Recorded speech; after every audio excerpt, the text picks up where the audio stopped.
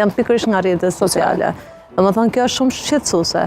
Jo vetëm që nisin shqetësimet, konfliktet, komplet ato pjesën e zënkave mes tyre, dhuna, apo madje në të njëjtën kohë informacionet që jepet në rrjetet sociale ndodh që janë jo të dobishme. Por sigurisht ne nuk mund shmangemi plotësisht nga rrjetet sociale sepse është një mirësi e kohës nëse përdoret në formën e duhur.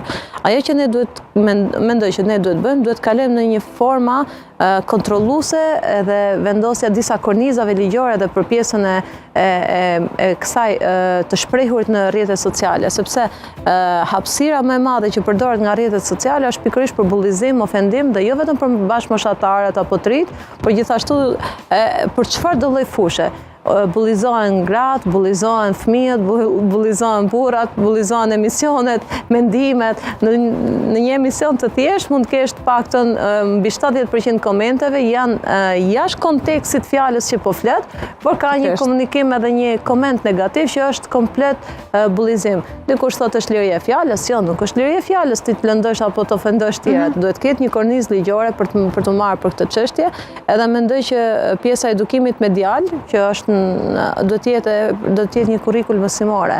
Her pas here kemi bërë thirrje që edukimi medial duhet të jetë kurrikul mësimore në shkolla, që fëmijët të dinë deri ku është limiti i përdorimit këtyre rrjeteve sociale, sepse këto kalojnë në forma fatale me shantazhe, me fotografi, me kërcënime, me konflikte shumë të mëdha.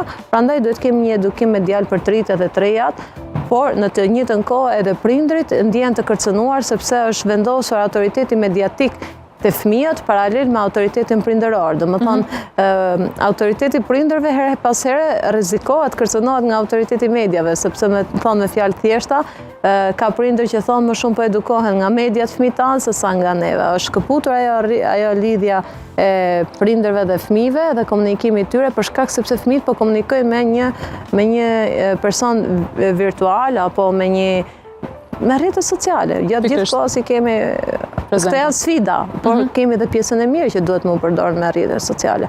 Nuk mendoj që duhet ndërpriten komplet, unë mendoj që duhet menaxhohen këto resurset mediave të rrjeteve sociale në formën më të mirë.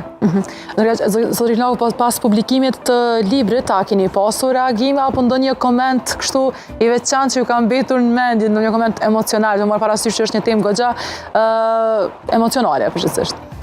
Ka pas raste edhe gjatë promovimit, për shkak që librin e kemi promovuar në Prishtinë edhe 6 qytete tjera të Kosovës, për të njëjtën kohë edhe në Shkop. Ka pas raste kur normalisht unë është këto aspektet pak ma emocionale, ma të kujdesshme, në kujdes edhe gratë, për shkak që e kam pas një raport ndoshta edhe me Rovenën, ku e ke pas që prej një qyteti